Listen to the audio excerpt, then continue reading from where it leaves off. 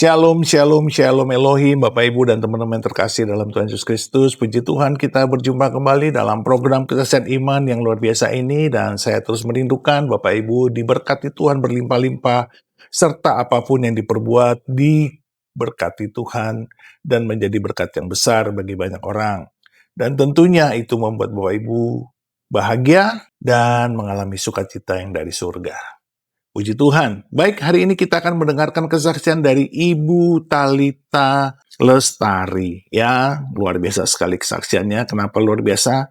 Karena beliau ini adalah seorang pengolok-ngolok Kristus. Seorang yang mengejek Yesus. Tuhan dibilang disalib tidak pakai baju, hanya pakai kolor. Kok Tuhan mati dan seterusnya, seterusnya.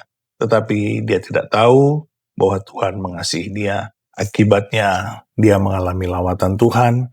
Karena Tuhan begitu mencintai jiwanya supaya diselamatkan. Luar biasa sekali. Dan keselamatan yang terjadi dalam hidupnya melalui apa? Melalui KTP yang dipakai bukanlah KTP dia pribadi, tapi KTP orang lain. Ini sungguh ajaib dan sangat sedikit kocak begitu ya Bapak Ibu. Kehidupannya yang kelam, kehidupannya yang absurd, kehidupannya yang tidak benar. Diubahkan Tuhan ketika mengalami lawatan Tuhan di ibadah Natal pertamanya. Nah, bagaimana kesaksiannya? Mari kita saksikan bersama-sama. Tuhan memberkati. Baik, terima kasih. Selamat malam, Shalom Bapak Ibu, Saudara semua pada malam ini. Saya terima kasih, bersyukur bisa diundang di channel YouTube Bapak Pendeta Manobulu. Sebelumnya saya mau bilang kalau saya aslinya beragama Muslim. Saya mengenal Tuhan Yesus. Saya mengenal Tuhan Yesus di penjara. Saya berasal dari keluarga yang Muslim. Bapak dan ibu saya Muslim. Saya dari Jawa, ya, Wonosobo. Dan dulu saya emang benar-benar yang tidak percayalah sama Tuhan Yesus, karena saya percayanya Tuhan Yesus adalah nabi biasa. Dan pada waktu itu saya ditangkap Tuhan pada 2010 tanggal 23 Desember pas mau malam Natal. Waktu itu saya kesandung kasus narkoba ya. Jadi saya waktu dibawa ke Polres Barat. Saya membawa KTP palsu dengan data-data palsu. Di situ saya waktu itu saya nggak bisa bilang kalau saya sebenarnya Muslim, karena yang saya ingat tuh, waktu saya ketangkep saya meninggalkan anak-anak saya yang masih kecil-kecil di kosan pada umur 6 tahun dan 10 bulan. Yang di otak saya cuma bagaimana anak-anak saya di kosan, bagaimana keluarga saya, bagaimana pasangan saya dulu gitu. Jadi waktu polisinya lihat data-data saya, KTP-nya Katolik, dia cuma suruh pindahin dia di Polda karena dia mau Natal gitu. Saya hanya bisa nurut, saya nggak bisa bilang, saya nggak bisa bilang kalau saya Muslim gitu. Karena waktu itu saya lagi benar-benar kacau pikiran saya. Saya hanya nurut. Pada waktu itu malamnya saya suruh ikut ibadah Natal. Waktu saya ibadah Natal, saya benar-benar pertama kali saya ngikutin ibadah Natal. Dan ketika saya dengar lagu-lagu Natal, saya baru merasakan sukacita yang luar biasa yang belum pernah saya rasakan sebelumnya. Karena saya memang belum pernah ikut ibadah. Pada waktu itu, yang tadinya saya lagi banyak pikiran, saya lagi mikirin anak saya lagi mikirin banyak hal gitu, saya tiba-tiba hilang dan saya merasakan sukacita yang luar biasa. Saya pun nangis, saya reply, tiba-tiba saya ingat kesalahan saya, ingat dosa-dosa saya lagi nangis sejadi-jadinya. Saya merasa dosa-dosa saya, gimana saya pernah menghina Tuhan Yesus. Saya pernah menghina pasangan saya bilang, Tuhan kamu itu Yesus gondrong. Saya bilang Tuhan kamu cuma pakai pakaian dalam. Saya merasa malu banget sama diri saya sendiri. Saya sudah menghina Tuhan Yesus gitu. Pas itu seperti saya mendengar ada yang bilang jangan takut gitu. Terus di situ ada ibu pembina rohani di Polda yang peluk saya, dan saya semakin ingat banyak hal yang pernah udah saya lakuin, kesalahan saya, dosa-dosa masa lalu saya seperti terekam gitu. Dan di situ saya mengalami benar-benar perjumpaan pribadi. Saya merasakan ada kehadiran Tuhan. Singkat cerita, 2 minggu saya di Polda, kakak saya pun datang dengan membawa mukena. Kakak saya bilang, Tarisa, kamu sholat, katanya, supaya kamu kuat menjalani hukuman kamu, katanya. Saya bilang, maaf kakak, saya nggak sholat lagi. Saya ibadah, tapi saya ke gereja. Kakak saya marah, kakak saya pikir saya gila. Dan saya, pas kakak saya pulang, saya tetap ngikutin lah 2 bulan saya di Polda, saya mengikuti ibadah secara Kristen. Sampai 2 bulan di Polda, saya ke Pondok Bambu pun 5 bulan saya terus mengikuti ibadah secara Kristen. Saya di situ belajar berdoa, belajar puasa, saya belajar ikut nyanyi-nyanyi di gereja gitu. Saya merasakan ada kekuatan, ada sukacita gitu. Sampai saya dari situ saya pindah di pondok, dari Pondok Bambu saya pindah di LP Wanita Tangerang. Di sana pun saya terus mengikuti ibadah secara Kristen. Karena saya rajin, waktu itu saya suruh ngikut bagian yang mengurus gereja di LP Wanita Tangerang. Nah, karena saya rajin ngikutin kegiatan-kegiatan di gereja. Dan waktu itu memang kurang lebih 1 tahun saya sempat belum bisa terima kenyataan kalau saya itu masuk penjara. Saya sempat komplain sama Tuhan. Tuhan, kenapa saya masuk penjara? Niat saya kan baik. Niat saya kan mau nolong orang yang lagi hamil besar dan suaminya baru meninggal. Jadi saya mau disuruh bantu jual narkoba untuk biaya melahirkan. Padahal Tuhan bilang kan dosa nggak kompromi gitu. Pada waktu itu, lalu saya waktu itu kan 1 tahun lah masih nangis, masih terus teman saya ada yang sadarin juga, mau nangis keluar air mata darah pun nggak akan bisa keluar kalau nggak ketok palu gitu.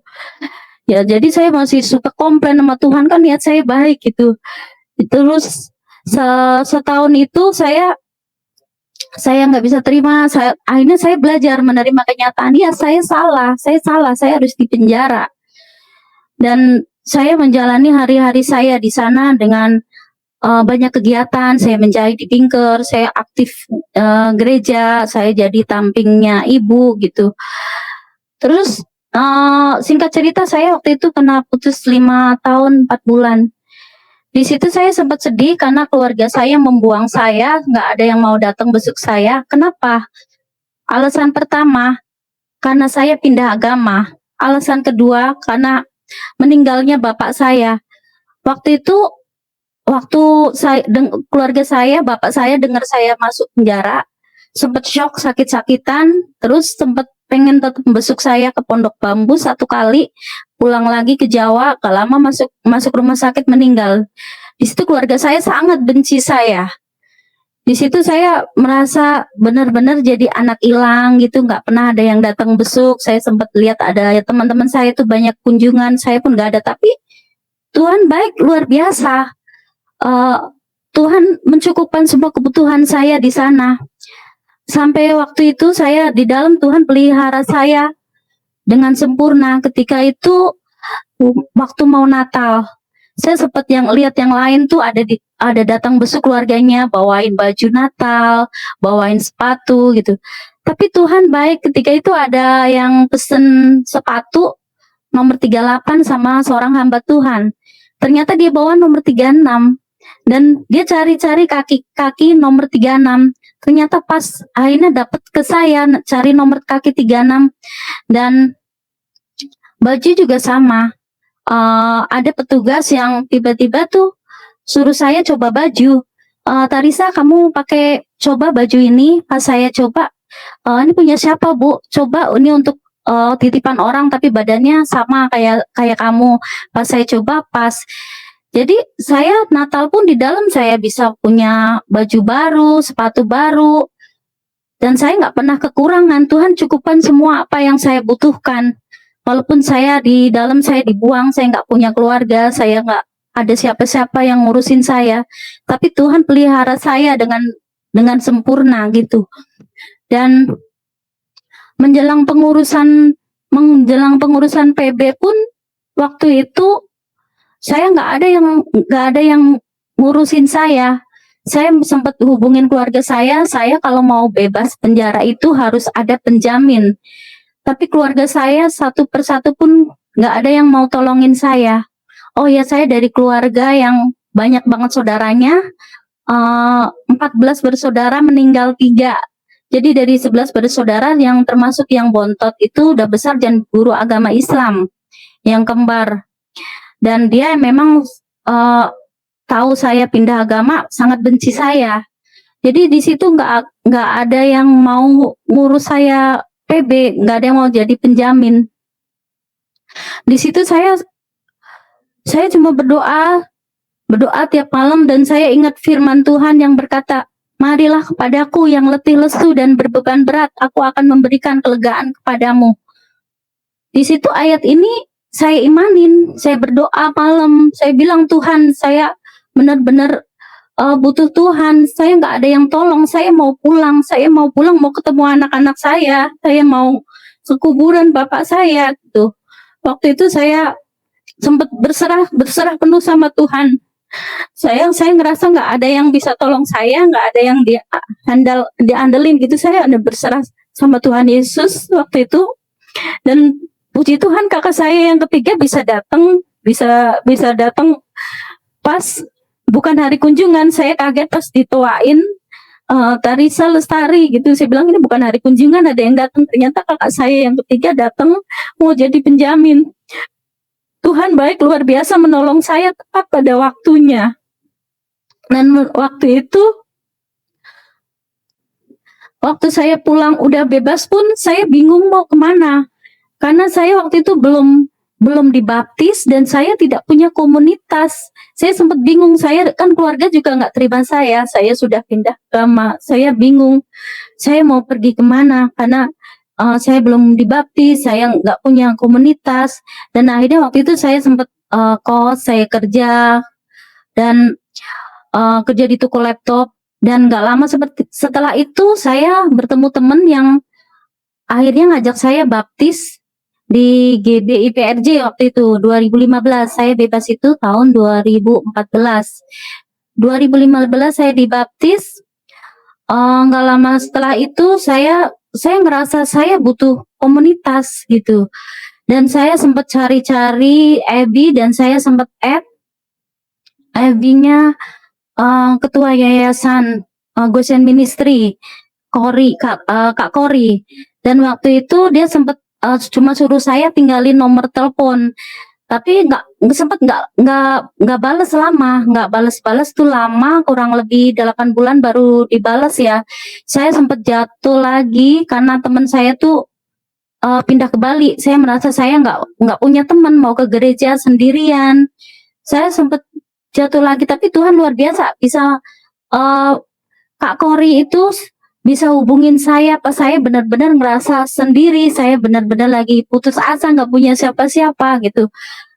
Dan waktu itu saya waktu itu sempat sendirian, jatuh lagi, sempat mau pakai narkoba lagi gitu. Dan akhirnya waktu Kak Kori bilang, berapa lama kamu bebas? Saya bilang, kurang lebih 1 tahun, Kak. Apa kamu pakai narkoba? Iya, baru selesai, saya bilang. Akhirnya dia suruh saya, dia doain saya, dia suruh saya gabung di Goshen Ministry. Kurang lebih saya sudah mau 6 tahun ya waktu itu ikut gabung di Goshen Ministry pelayanan penjara.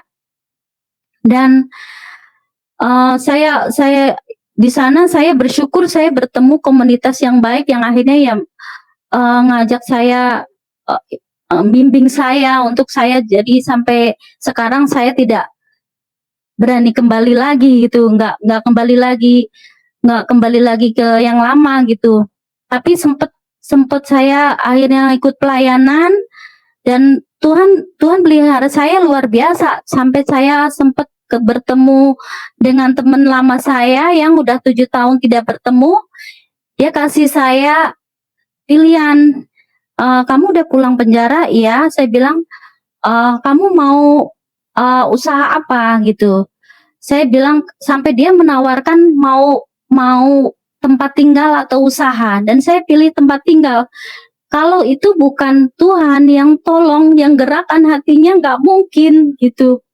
Jadi, Tuhan luar biasa tolong dalam mukjizat Tuhan luar biasa dalam hidup saya. Saya kalau nggak karena Tuhan saya masih kos sana sini pindah-pindah bawa anak saya gitu. Jadi Tuhan menolong saya lewat teman saya itu. Padahal sudah 7 tahun nggak ketemu, dia bisa hubungin saya dan dia bisa tolong saya. Kalau dipikir dengan logika, saya juga nggak masuk akal. Itu mukjizat dari Tuhan, saya percaya itu pasti Tuhan yang udah gerakin hati dia. Dan setelah itu saya ikut komunitas di Goshen dan anak saya itu waktu itu waktu SD mau masuk SMP saya bawa ke Jakarta dan waktu mau masuk SMA itu kan swasta ya butuh biaya. Saya sempet jatuh lagi.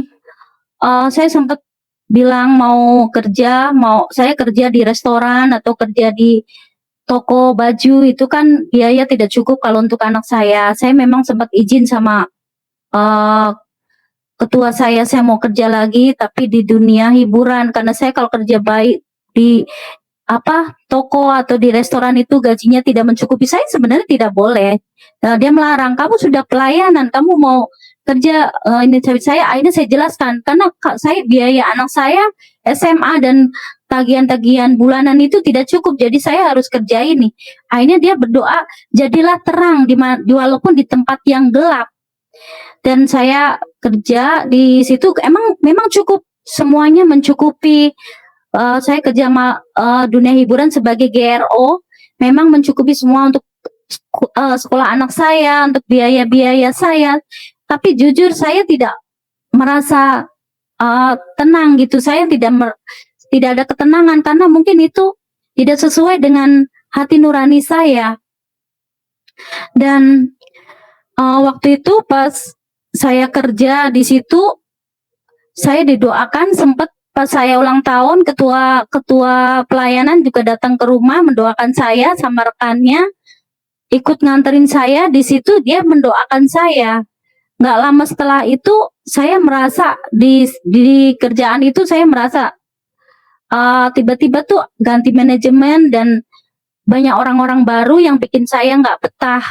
Dan singkat cerita saya resign kan dari situ karena merasa nggak ada keadilan. Saya resign, saya sempat bergumul lagi, saya bilang sama Tuhan gini, "Tuhan, saya resign kerja, anak saya baru kelas 2 SMA. Nggak lama setelah itu ada COVID. Saya gimana ini Tuhan? Anak saya belum lulus SMA dan saya sudah ambil motor. Bagaimana ini Tuhan?" Saya sempat cuma ngadu, apapun saya cuma ngadu sama Tuhan. Saya harus gimana Tuhan? Di situ saya ingat firman Tuhan berkata begini, "Janganlah khawatir akan hidupmu, akan apa yang hendak kau makan dan minum dan apa yang hendak kau pakai." Ayat ini memang sangat menguatkan saya, tapi sekaligus membingungkan saya. Saya bilang gini, "Lah gimana nggak khawatir? Kalau token listrik itu bunyi-bunyi terus. Gimana nggak khawatir kalau nanti debt collector motor itu telepon-telepon terus?" Tapi ternyata semua itu bisa saya lalui karena pertolongan Tuhan. Melalui saya, akhirnya saya pikir gini, melalui saya berjualan online, dari pakaian, saya jual nasi goreng online. Puji Tuhan semua itu cukup. nggak tahu gimana cara Tuhan.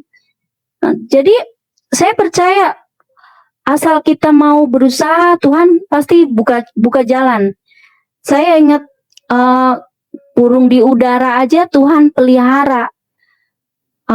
Apalagi kita manusia gitu. Tapi burung di udara Tuhan pelihara, tetapi kan Tuhan tidak memberikan langsung ke sarangnya. Begitu juga manusia. Asal kita mau bekerja, berusaha, pasti Tuhan buka jalan. Jadi Tuhan baik luar biasa. Tuhan kasih saya tuh banyak banyak sekali pertolongan Tuhan lah di saat saya di saat saya butuh pertolongan, Tuhan selalu tepat pada waktunya menolong saya. Dan juga setelah saya mencoba belajar membuang kehidupan lama saya keluar dari kehidupan lama saya, Tuhan juga memulihkan hidup saya. Hal yang nggak baik dari hidup saya dibuang. Yang dulunya teman-teman saya, kehilangan banyak teman-teman saya karena saya udah nggak mau, misalkan saya nggak mau lagi kerja dunia hiburan, nggak mau lagi narkoba. Jadi banyak juga teman-teman saya yang ninggalin saya.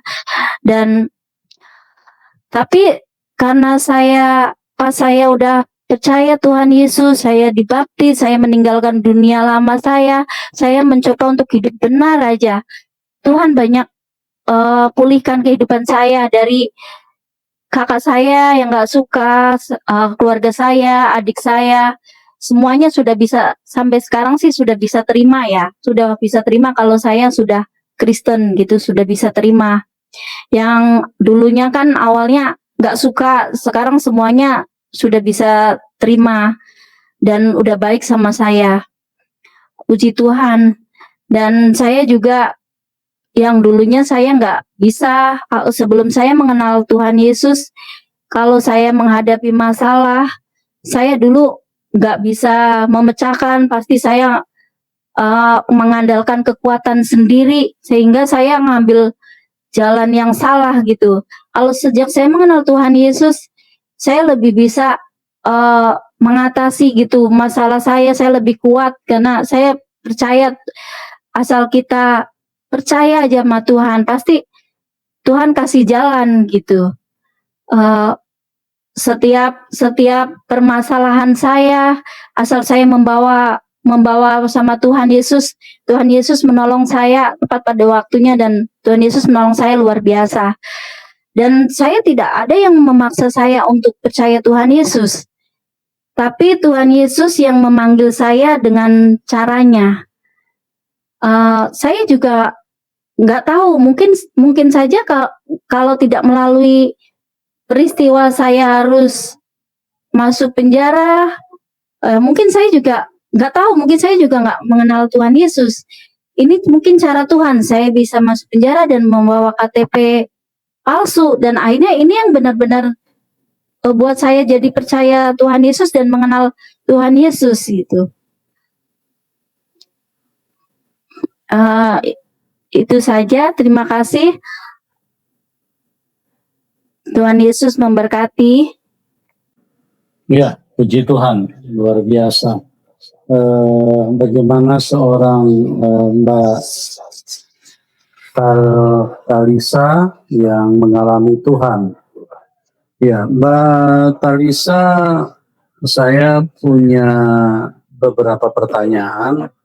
Mungkin bisa diceritakan apa yang menyebabkan Mbak Talisa sampai masuk ke dunia narkoba pada waktu itu? Apa karena memang itu istilahnya pergaulan atau apa? Sehingga bisa terikat atau terlibat dengan hal-hal seperti itu. Silakan, Mbak. Saya mengenal narkoba karena pergaulan. Ya, karena pergaulan, dan waktu itu saya ke Jakarta, saya kerja baik-baik, dan akhirnya saya sempat menikah pada masih muda banget ya, umur 17 tahun saya menikah dan nggak berjalan lama, cuma kurang lebih 2 tahun akhirnya cerai, pisah. Tapi waktu itu masih menikah secara muslim ya. Setelah cerai saya mulai bergaul sama teman saya yang akhirnya membawa saya kenal dunia malam, kenal narkoba gitu, dan akhirnya saya juga sempat hidup tanpa ikatan pernikahan dan punya anak yang kedua, dan akhirnya membawa saya ke narkoba. Tapi waktu itu saya cuma pakai aja, cuma untuk pakai aja, dan waktu saya sudah punya anak saya udah nggak ke dunia lama lagi, nggak ke dunia malam lagi. Tapi waktu itu teman saya hubungin saya karena suaminya baru meninggal dan dia lagi posisi hamil. Dia bilang, kamu kan punya kenalan gitu yang mau pakai narkoba gitu. Saya niatnya mau bantu dia jual untuk biaya melahirkan dia.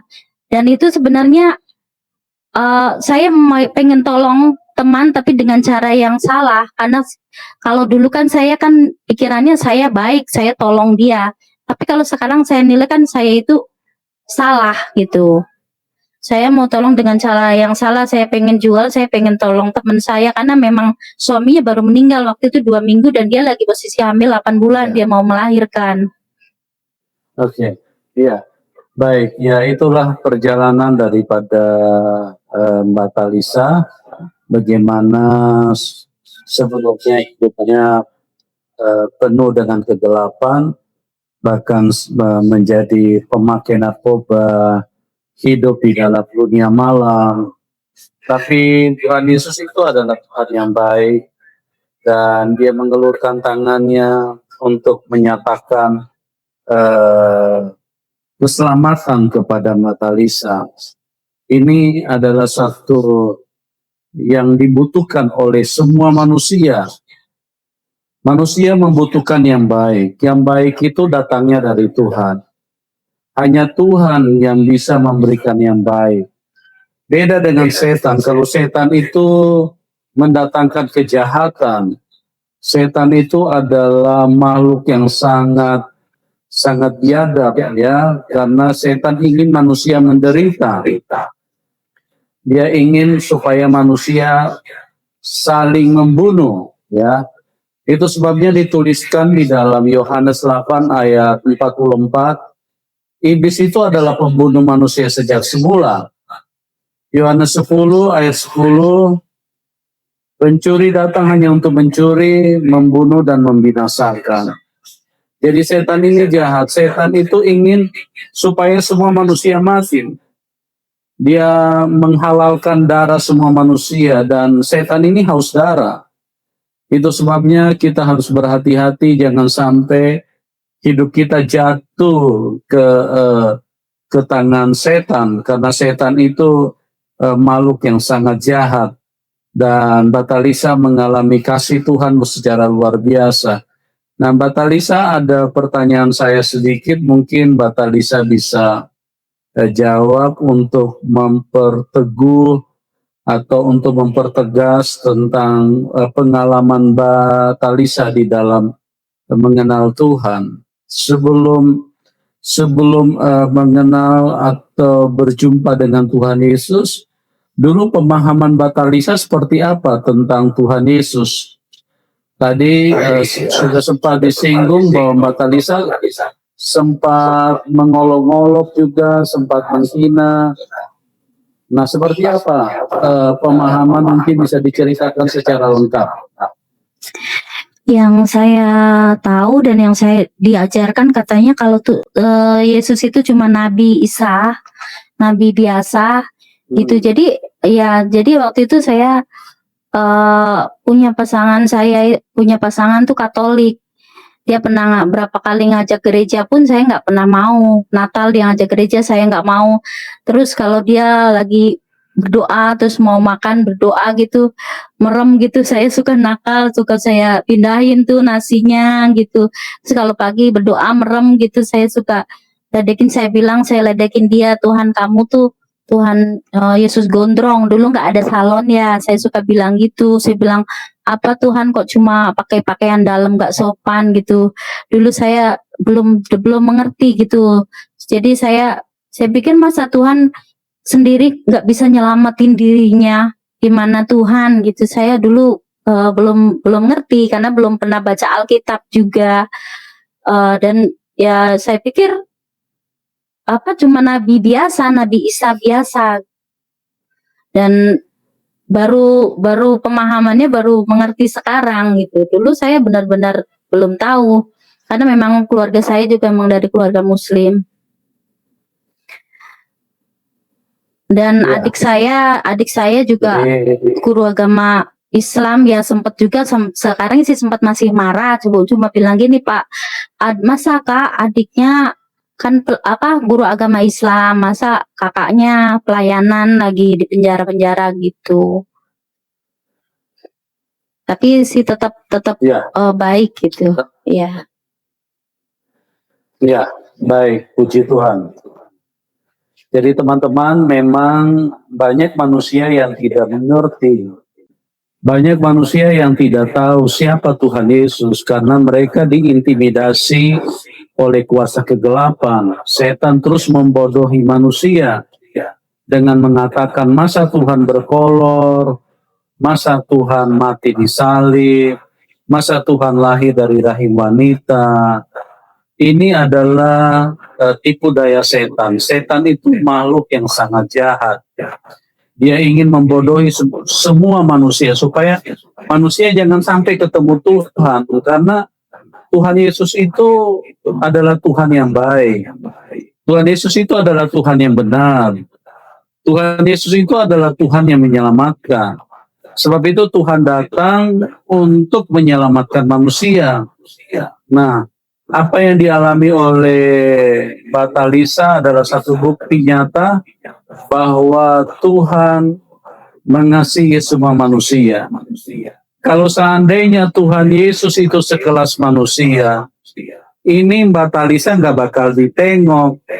Dia sudah menghina, suka mengolok-olok, suka merendahkan Tuhan, apalagi sudah ditangkap karena kasus istilahnya pemalsuan data, kasus narkoba.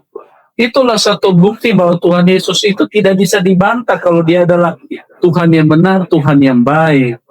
Oleh sebab itu teman-teman, menjadi doa saya, kerinduan kami, supaya siapapun Anda bisa mengenal siapa Tuhan yang menjadikan, menciptakan hidupmu. Hanya Tuhan Yesus yang mengasihi hidup manusia.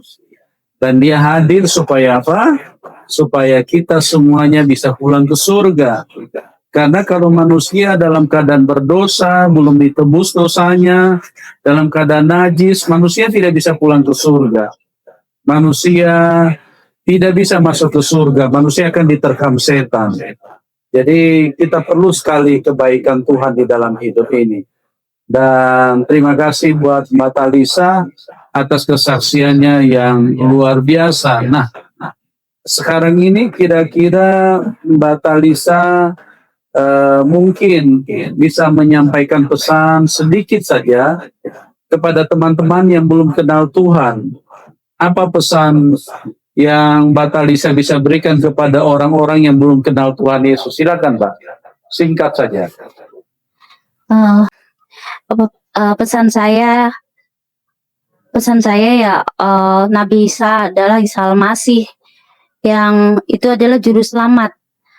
Jadi mungkin tidak memaksa untuk percaya Kristen, tapi percaya Isa Al-Masih itu benar. Itu teman-teman. Dan juga untuk teman-teman itu pentingnya, teman-teman saya mungkin yang masih pakai narkoba atau yang dunia hiburan, saya juga mau pesan juga pentingnya komunitas ya, komunitas yang baik agar kita bisa ke hidup yang lebih baik. Kita pentingnya bergaul dan berkomunitas dengan komunitas yang baik gitu. Itu aja, Pak. Ya, baik. Terima kasih buat Mbak Talisa. buat kesaksiannya yang memberkati kita semua. Bagaimana Mbak Talisa diselamatkan Tuhan dari dunia kegelapan, dari narkoba, dan diselamatkan Tuhan dari jalan yang menuju kepada kebinasaan, sehingga sekarang kita tidak perlu mengalami kebinasaan, tapi di dalam Tuhan Yesus kita akan pulang ke surga karena Tuhan Yesus adalah Bapa kita. Saya memberikan analogi, kalau kita mau pulang ke rumah orang tua kita, kita pasti akan diterima. Makanya kenapa kita menyebut Tuhan itu Bapa? Karena di sanalah rumah kita. Kalau kita tidak menyebutkan Tuhan sebagai Bapa, kita tidak akan pernah punya kesempatan untuk pulang ke rumah Tuhan. Karena Dia bukan Bapa kita, kita harus ditebus dulu, diangkat menjadi anak. Makanya kita layak untuk pulang ke rumah Bapa kita. Oke teman-teman, terima kasih buat semuanya. Doa saya, kiranya kasih karunia Tuhan bisa menyentuh hidupmu.